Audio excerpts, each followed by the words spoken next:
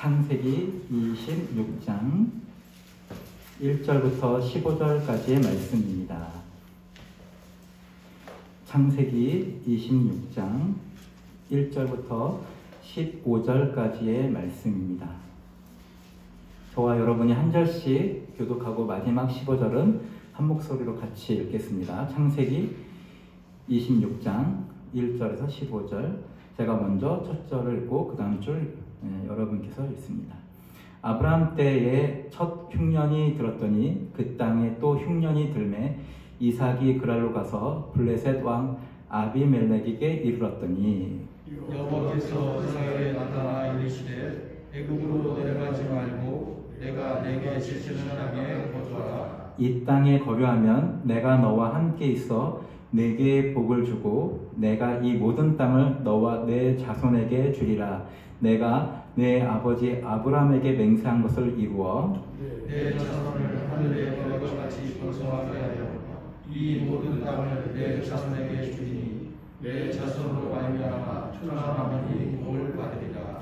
이는 아브라함이 내 말을 순종하고 내 명령과 내 계명과 내 율례와 내 법도를 지켰음이라 하시니라. 이삭이 그랄에 거주하였더니 그곳 사람들이 그의 아내에 대하여 물으매 그가 말하기를 그는 내 누이라 하였으니 리브가는 보기에 아리따움으로 그곳 백성이 리브가로 말미암아 자기를 죽일까 하여 그는 내 아내라 하기를 두려함이었더라. 이삭이 거기 오래 거주하였더니 이삭이 이 아내 리브가를 껴안은 것을 블레셋과 아비멜렉이 참으로 내다보니라. 이에 아비멜렉이 이삭을 불러 이르되 그가 분명히 내 아내건을 어찌 내 누이라 하였느냐. 이삭이 그에게 대답하되 내 생각에 그로 말미암아 내가 죽게 될까 두려하였음이로다. 아비멜렉이 이르되 내가 어찌 우리에게 이렇게 하였느냐. 백성 중 하나가 내 아내가 불청할 뻔하였도다. 내가 죄를 우리에게 입혔으리라. 아비멜렉이 이에 모든 백성에게 명하여 이르되 이 사람이나 그의 아내를 범하는 자는 죽이리라 하였더라. 이삭이 이 땅에서 농사하여 그에게 백배나 하고 여호와께서 복을 주시므로 그 사람이 창대하고 왕성하여 마침내 거부가 되어 양과 소와 떼를 이루고 종이 심히 많으므로 블레셋 사람의 그를 시기하여 함께 그 아버지 아브라함 때에 그 아버지의 종들이 판 모든 우물을 막고 흙으로 메웠더라. 아멘. 애굽의 왕을 우리는 바로라고 얘기를 합니다. 많이 성경에서 나오죠. 바로는 파라오라고 우리가 현대어로 되어 있고요. 그래서 애굽의 왕들은 다 바로라고 불러서 바로가 여러 명이지 바로가 한 사람이 길게 사는 것은 아닙니다. 근데 그와 같이 오늘 블레셋 그랄 지역의 블레셋 왕은 아비멜렉이라고 하는데, 그러니까 블레셋의 왕들을 아비멜렉이라고 부릅니다. 그러니까 이삭의 아버지 때에 있었던 그 아비멜렉과 다른 아비멜렉이겠죠. 세월이 굉장히 많이 흘렀으니까 아비멜렉이라고 하는 말은 뜻은 아버지는 왕이다라는 그런 뜻을 갖고 있습니다. 그러니까 나의 아버지가 왕이다. 그러니까 자기의 어떤 정통성 같은 거를 표시하는 그런 왕에 대한 호칭인데, 그러니까 오늘 이 말씀에서의 아비멜렉은 예전에 아브라함 때 만났던 그 아비멜렉과 다른 그의 자녀 중에 왕이 된 사람이라고 알 수 있겠죠. 2절에 이삭에게 하나님께서 애굽으로 내려가지 말고 내가 내게 지시한 그랄 땅에 거주하라고 말씀하십니다. 그 땅에 거류하면 복을 주시고 또 이 땅 모두를 자손에게 주신다고 말씀하고 있습니다. 그런데 우리가 방금 읽었던 이 말씀처럼 한번 이렇게 기시감이 들죠. 이 일이 있었는데? 예, 있었습니다. 아브라함은 2번이나 있었죠. 애굽에 내려갔을 때도 아브라함은 자기 아내 사라를 누이라고 얘기했고, 이 그랄 땅에서도 아브라함은 자기 아내를 누이라고 얘기했습니다. 근데 또 그 그랄 땅에 아버지 아브라함이 했던 것처럼 이삭이 똑같이 얘기를 하는 거죠. 자기 아내를 누이라고 얘기하는 겁니다. 왜 이렇게 거짓말을 또 할까? 동기는 같습니다. 7절에 리브가는 보기에 아리따움으로 그곳 백성이 리브가로 말미암아 자기를 죽일까 하여 그는 내 아내라 하기를 두려워하였습니다라. 그러니까 내가 내 아내가 너무 예쁘니까 내 아내를 뺏기 위해서 나를 죽이고 아내를 강탈할까봐 누이라고 얘기를 했다고 하는 겁니다. 근데 이게 아브라함 때도 똑같이 그랬거든요. 이 부자는 계속 똑같은 일을 합니다. 그런데 우리가 앞서서 함께 읽었던 말씀 중에는 하나님께서 3, 4절에 나와 있는 말씀인데 하나님께서 이렇게 말씀하셨죠. 이삭에게 네가 그 땅, 즉 그랄에 거하면 내가 너와 함께 있어 내게 복을 주고 내가 이 모든 땅을 너와 내 자손에게 주리라 라고 하나님 말씀하셨어요. 그런데도 그 땅에 내가 머물 때 내가 죽으면 어떡하지? 라고 하는 두려움을 이삭이 동일하게 가졌다는 겁니다. 다시 한번 분명히 얘기하면 하나님께서 네가 그 땅에 있으면, 즉 내 말에 순종하면 내가 너와 함께해서 너를 지켜주겠다라고 약속을 하셔서 이삭이 순종함으로 그랄 땅에 갔음에도 불구하고 또 내가 죽을까봐 내 아내를 누이라고 속이는 일을 했다고 하는 것이죠. 하나님은 아브라함이나 이삭에게 그런 명령을 내리시지 않았습니다. 어떤 명령이냐면 그렇지만 너가 내가 명령한 땅에 거하긴 하지만 네 목숨은 네가 건져야 되니까 네 아내를 누이라고 속여라 라고 하나님 말씀하신 적이 없어요. 아브라함에게도 얘기하신 적이 없고 이삭에게도 그 말씀을 하신 적이 없어요. 그렇지만 그냥 본인 스스로가 명령을 순종하기는 하지만 또 한편으로는 그 명령을 순종하면서도 두려워하는 마음이 있어서 아내를 누이라고 속이는 게 부자와 똑같이 그렇게 이루어지고 있다고 하는 겁니다. 참 이 아비멜렉 가문 입장에서도 이 사람들 좀 지겨운 가문인 것 같아요. 왜냐하면 아비멜렉의 지금 현재의 아비멜렉, 그러니까 현재의 블레셋 왕의 선조, 자기 아버지 아비멜렉일 때 아브라함이 와가지고 또 자기 아내를 누이라고 얘기하는 바람에 그때 모든 태가 다 닫혀지는 그런 하나님의 경계가 임했었거든요. 그러니까 모든 태가 닫혀진다고 하는 것을 보면은 이게 단시간에 알 수 있는 건 아니잖아요. 갑자기 오늘 임신한 사람은 없네 뭐 이런 게 아닐 테니까. 그러니까 약간 시간이 지나는 것을 우리가 알 수 있는데 모든 태가 닫혀진다라고 하는 거는 당시의 노동력 집약의 산업 체계에서는 굉장히 큰 타격인 거죠. 오늘날도 사실 우리나라도 인구 절벽이다 해서 위기를 느끼잖아요. 그러니까 내수 시장이 강한 나라들은 그래도 조금 더 안정성 있죠. 일본만 해도 인구가 상당하고 미국도 그렇고 중국도 그렇고 인도도 그렇고 베트남도 그렇고 베트남도 거의 1억에 가까운 그런 내수 시장이 있는데 내수 시장이 중요한 오늘날도 그런데 당신은 어떻겠습니까? 당신은 그냥 인구 숫자가 국력인 거예요.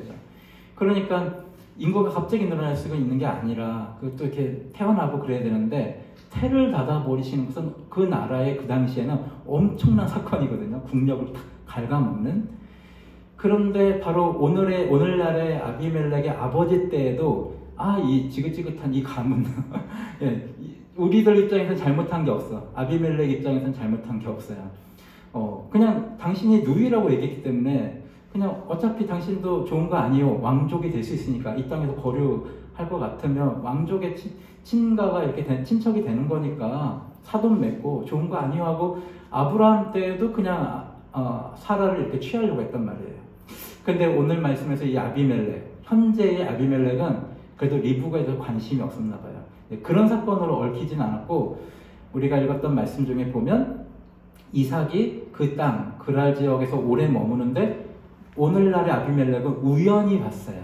8절에 보면은 이삭이 거기 오래 거주하였더니 이삭이 그 아내 리브가를 껴안은 것을 블레셋 왕 아비멜렉이 창으로 내다본지라 되어 있으니까 우연히 발견했어요. 이번에는 오랫동안 사실은 부부관계인 것을 속이고 누이라고 하는 것을 공식적인 입장으로 하고 약간 속이는 거에 성공한 줄 알았는데 우연히 아비멜렉이 딱 보니까 둘이 너무 다정스럽고 이게 현실 찐남매, 우리 젊은 사람들은 그렇게 얘기하는데 현실 찐남매에서는 이뤄질 수 없는 너무 다정스러운 포즈가 발견이 된 거죠. 그래서 불러가지고 너 어찌한 일이냐 하면서 막 뭐라고 그러죠. 근데 제 생각에서는 와 정말 지긋지긋하겠다. 이 아비멜렉 입장은 저 가면 왜 우리를 자꾸만 함정에 빠뜨리나 이런 생각을 했을 것 같아요. 근데 아비멜렉이 이제 얘기를 하죠. 자기한테는 마음이 없었던 것 같아요. 왜냐하면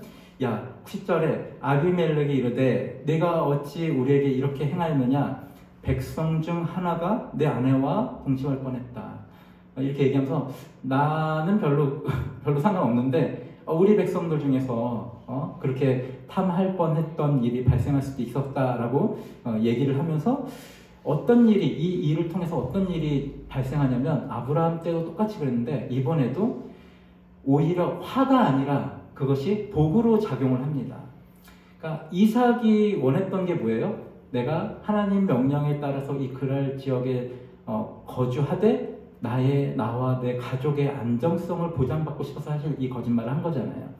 그런데 그 과정에서 거짓말을 하긴 했지만 하나님께서 오히려 그 아비멜렉에게 꿈속에서 얘기를 하면서 오히려 아비멜렉에게 하나님께서 죄를 저지르지 못하게 함으로 11절에 이렇게 아비멜렉이 얘기합니다.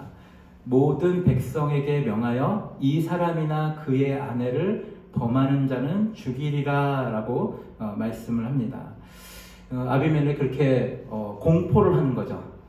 그 나라에 대해서, 나라의 모든 백성에게.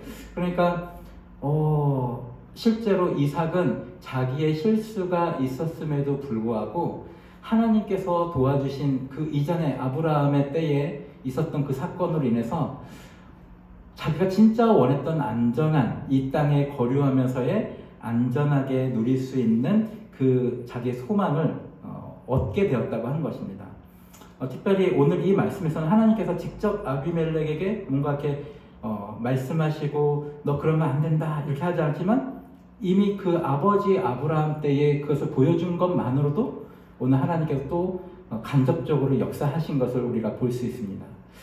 이런 것들을 볼 때 하나님의 그의 백성을 향한 사랑은 내 자신의 연약함도 막을 수 없다. 우리가 찬양 중에 그 사람이라고 하는 찬양 아시죠? 그 사람 날 위해 죽으신 그 찬양의 소절들을 보면 하늘 천사도 그 어떤 것도 나를 향한 그 하나님의 사랑을 막을 수 없다라고 하는 가사가 있습니다. 근데 그 가사 속에 이제 빠져 있지만 함축적인 건 뭐냐면 설령 나의 연약함조차도 혹은 나의 어떤 하나님을 온전히 믿지 못하는 그런 것조차도 나를 향한 하나님의 사랑을 막을 수 없다고 하는 것을 오늘 말씀을 통해 또 볼 수 있습니다. 그것을 아브라함 때도 보여주셨죠. 아브라함 2번이나 나의 아내를 누이라고 얘기하면서 하나님께 순종하면서 이동은 하고 있지만 그 삶의 작은 부분들에서는 하나님을 온전하게 순종하지 못하는 마음이 있지만 하나님께서는 오히려 그 부분들을 커버해 주시면서 너가 온전치는 않지만 로마서 4장에 또 그 말씀 나오죠.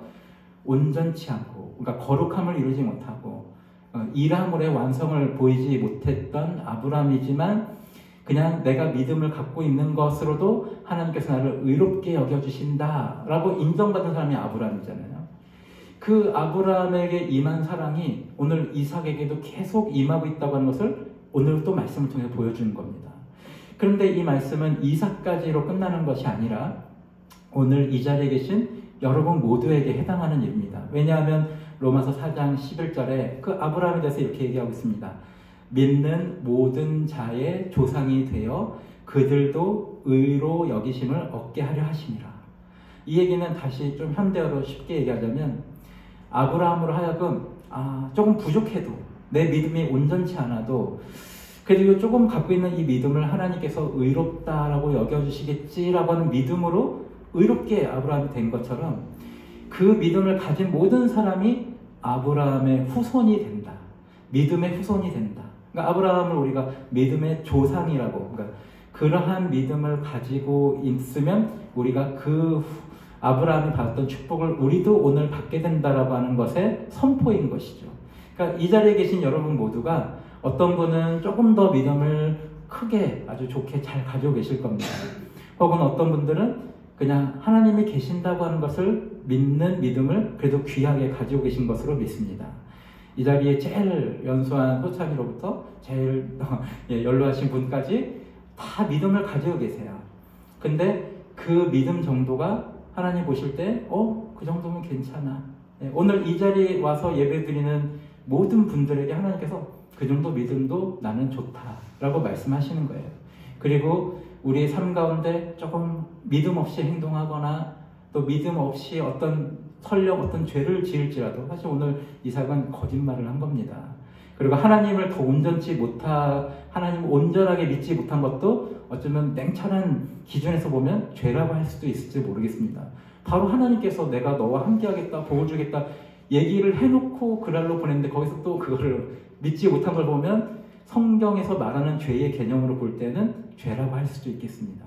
그렇지만 하나님께서는 그 모든 것들에 넘어서서 사랑으로 우리에게 은혜를 주시는 겁니다. 그러니까 오늘 이 자리에 계신 여러분도 그것을 기억하시면 좋겠어요. 나의 완전한 믿음이 없을지라도 하나님이 나와 함께 하시는구나. 그렇게 믿으시기 바랍니다. 나와 함께 하시는구나. 그래서 얻어지는 게 뭐냐면 이게 중요하죠. 그래서 그 다음에 얻어지는 내 마음에 뭐냐면 평안함입니다. 그리고 나를 향한 그 하나님의 사랑에 대한 믿음 때문에 감사함이 생겨나는 거죠. 오늘 우리 신장님께서 찬양을 늘 찬양을 선곡하실 때마다 기대가 되고 은혜가 됩니다. 은혜라고 하는 찬양을 우리가 첫 곡으로 같이 하나님께 영광 돌렸는데 그 안에서도 내가 당연하게 누리는 그 모든 것이 다 은혜임을 깨닫는다라고 하는 그런 고백이 있죠. 그러니까 하나님께서 나에게 그러한 사랑을 주신다고 하는 것을 깨닫는 사람은 그 은혜를 깨닫기 때문에 또 다른 사람에게 은혜를 베풀고 사랑할 수 있고 또 감사하는 마음도 든다고 하는 것이죠.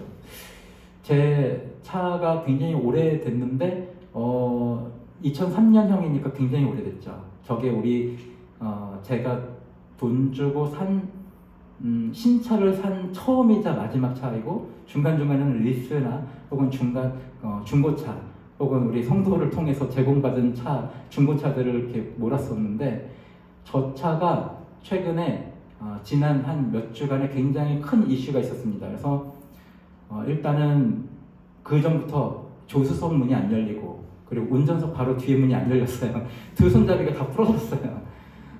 근데 이거를 정비소에 갔는데 동네 정비소에 갔는데 부품이 없다는 거예요. 당연히 2003년형이니까 부품이 없고 중고 시장도 그럴 거고 폐차장에서도 더 이상 이런 차가 폐차가 잘 안 되는 거예요. 이미 폐차할 정도는 다 폐차했기 때문에 폐차를 해야 거기서 부품이 이렇게 나오고 그러는데 그러니까 동네 정비소 갔을 때는 없다고 하는 거예요. 그 하나 이슈가 있었고 또 하나는 이 헤드라이트 불을 켜면은 앞에 헤드라이트를 켜주는데 미등이 안 켜져요.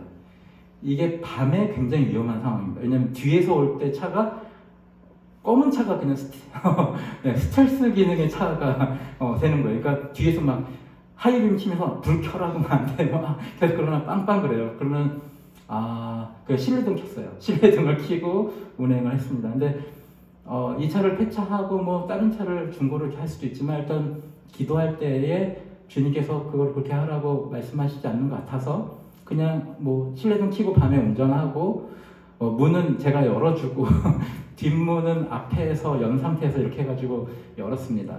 근데 지난주에 보니까 오른쪽 바퀴에 바람이 심하게 빠진 거예요. 근데 좀 많이 빠졌다 이렇게 생각을 했는데 주님께 기도했죠. 주님, 저 오른쪽 바퀴가 약간 바람이 많이 빠진 것 같은데 어떻게 합니까? 근데 주님께서 괜찮다 하셔가지고 그냥 몰고 나왔어요. 근데 이제 여기 천안까지 오는데 갑자기 엔진이 굉장히 많이 덜덜거리는 거예요. 심하게. 그래서 시속 100km를 가지를 못하게 덜덜거려서 여기까지 오는데 한 80이나 90km로 오면서 덜덜거리면서 왔습니다. 근데 굉장히 마음이 무서웠어요. 두렵고. 지금이라도 그냥 정비소 가고 싶고. 그런데 주님께 이렇게 예수님 어떡해요? 무서워요. 그러는데 괜찮다 하셔서 괜찮다고 하시는 것 같으니까 그냥 일단 왔습니다. 그리고 수업을 먼저 들어간 후에 이제 고쳐야 되니까 어떻게 할까요? 그런데 주님, 제 마음에 예수님께서 여기 1층 나사렛 카센터에 가라고 하시는 것 같아서 갔습니다. 그래서 차의 모든 상황을 말씀드렸더니 차는 펑크 났네 이러시는 거예요. 그러니까 이게 큰일이었던 거예요. 사실 이게 펑크난 바퀴로 고속주행을 하면 웨이브 현상이 일어나서 바퀴가 아예 뻥 터지면서 큰 사고가 일어날 수 있는데 엔진이 덜덜거리니까 고속을 못 달렸던 거예요. 그게 또 다행스러운 일인 거죠. 그리고 펑크 났네요 하고 펑크를 떼어주시고, 그리고 이제 상황을 말씀드리니까 그래서 금요일날 문도 고쳐주셨어요. 그러니까 어떻게든 부품을 찾아주셨어요. 참 이게 충청도 분이라서 그런지 부품을 찾았으면 찾았다, 뭐 언제 걸리면 언제 걸린다 이 얘기 없이 그냥 구해볼게요 하시더니 구하셨다고 연락 와가지고 문을 고쳤습니다. 근데 아직 이 헤드라이터에 미등이 들어오는 거는 하나 구하셨는데 대부분이니까 맞지 않아가지고 그거는 완료 못했는데 다음 주에 또 구해보시려고 노력하신대요. 그래서 제가 여기 아래 매출을 올려드렸습니다. 근데 찬양의 그 가사처럼 문을 그냥 타는 사람이 오니까 너무 감사한 거예요.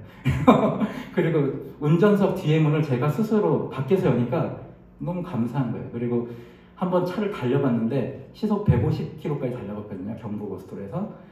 근데 쌩쌩 달리고 흔들림도 없는 거예요. 저는 아래 사장님, 장로님이신 걸 아는데 장로님 이제 상태를 이렇게 보시면서 막 이러시길래 조금만 타고 폐차하려고 했는데 장로님께서 오히려 예? 이렇게 하셔서 그런 상태는 아니구나, 최대한 고쳐서 오래 타려고요 이렇게 말씀드렸어요.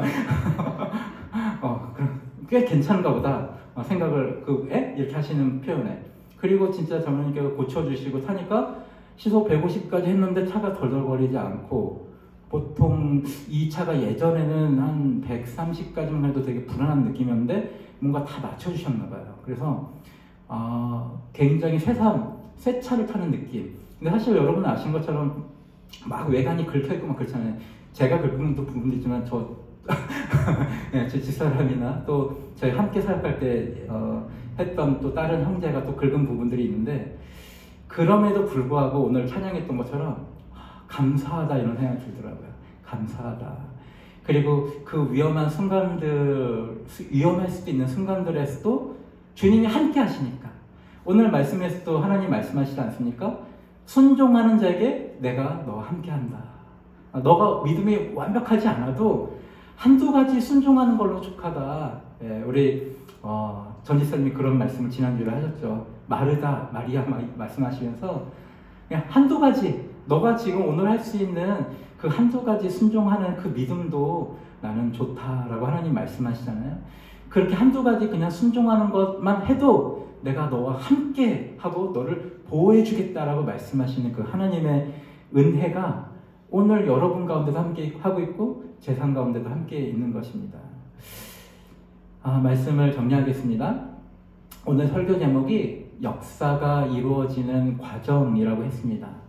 이제 앞으로 4대를 살펴보는데, 아브라함, 이삭, 야곱, 요셉, 이 4대를 보는데 어떤 어떤 역사가 이루어지는 과정이냐면, 그냥 단지 이스라엘 백성이 이제 약속의 땅, 가나안 땅을 얻는 그런 게 아니잖아요. 요셉까지가 끝나지 않아요. 그리고 나중에 우리가 아는 것처럼 출애굽해서 가나안 땅을 이제 정복도 싸움해가지고 하지만, 그래서 그들은 영원히 행복하게 살았습니다. 끝. 이렇게 엔딩이 나지 않아요.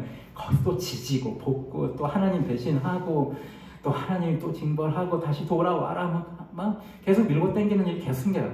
근데 일단 4대까지의 살펴보면서 4대가 딱 어떤 시즌이 딱 끝나거든요. 드라마 시즌제처럼. 그러면서 하나님께서 감사합니다. 느슨한 교회의 긴장감을 딱 주셨어요. 왜 그런가? 그러면서 하나님께서 완성, 그 4대 안에 일단 단기적으로 완성하시는 역사가 뭐냐면, 그 백성이 불응하는 그런 역사가 아니라 당신의 사랑이 어떤 건지를 일단 요 단기 시즌 1에서 보여주시는 거예요. 그러니까 하나님이 완성하려고 하는 역사는 뭐냐면 하나님의 사랑이 어떠한지를 보여주는 역사인 거예요. 그러니까 성경 전체는 예수 그리스도를 다 포함해서 내가 너를 향한 사랑은 이러한 것이다. 그것을 믿는 자에게는 어떤 특징이 나타난다고 하는 것을 계속 말씀하시는 거예요. 오늘 우리가 함께 봤던 말씀에서도 이삭이 또 그랬네. 아버지 때 그러더니 정말 피는 못 속이네. 또 그랬네. 그런데 그 또 그랬네의 이삭에게 하나님께서 또 함께 하시고 변함없는 사랑을 주심으로 거기에 복을 더 주시고, 여기서도 하나님께서 너 왜 그랬어? 라고 혼내는 게 한 장면도 안 나와요. 아버지 때도 하나도 안 혼내시죠. 그거 갖고 나중에 후회 가서라도 야 그렇지만 너 그때 그거 잘못했다 이런 말씀을 안 하세요. 이삭에게도 그냥 아무 말 없이 복에 또 복을 주셔서 거부가 되게 하셔요. 왜냐하면 아브라함이 자기 사라 생전에 이제 사라가 죽은 다음에 또 부인을 얻어가지고 서자들을 낳거든요. 그 서자들을 사라 생전의 재산을 다 나눠줘가지고 다 독립을 시켜요. 그건 참 아브라함이 지혜로운 거죠. 자기가 죽은 다음에 재산을 분할하거나 그러면 세력 다툼이 아들 가운데 있을 텐데 아브라함 살아있을 때 그러거든요. 그러니까 지금 이삭도 아버지 때보다는 지금 굉장히 많이 축소되어 있는 상황이에요. 뭐 아무튼 장자의 축복권을 뭐 이스마엘이 아니라 이삭이 얻긴 했지만 그래도 서자들에게 재산을 다 나눠주고 독립시켰기 때문에 아브라함 때보다는 지금 많이 축소된 상황인데 여기서 또 하나님께서 도와주셔서 아까 우리가 읽었던 말씀에 의하면 거부가 또 됐어요. 이게 하나님께 여러분 순종하는 자에게, 그러니까 하나님께 순종하는 것의 그 기본적인 원리는 기복신앙으로서의 순종하는 것이 아니라 하나님을 경외함으로 순종하는 것이잖아요. 지난주 설교 때 제가 말씀을 드렸습니다. 경외하는 자에게는 복을 주십니다. 그러니까 기복신앙과 다른 부분이죠. 경외함으로 순종하느냐와 그냥 복받기 위해서 그냥 순종하는 척하느냐는 굉장히 다른 문제인데 분명히 성경에는 경외하는 자에게 복을 주십니다. 오늘 이삭에게 그 일이 일어난 것입니다. 완벽한 믿음을, 큰 믿음을, 엄청난 완벽한 것을 여러분이 이루시지 못하더라도 그렇게 믿으시면 좋을 것 같아요. 내가 오늘 하루에 작은 순종들을 몇 가지를 하는 것으로도 하나님 날 기뻐하신다. 그리고 나와 함께 하심으로 나를 지켜주시고 나에게 복을 주신다. 그렇게 하나님이 쪼잔하신 분이 아니시다. 하나님의 은혜는 넓으시다. 하나님 우리의 어떤 조건을 보고 사랑하시는 것이 아니라 우리의 조금 순종하는 그것만으로도 하나님께서 기뻐하시고 우리와 함께 하심을 지켜주신다. 이러한 믿음이, 은혜가 여러분 가운데 늘 넘치시길 주님의 이름으로 축복합니다. 우리 다 함께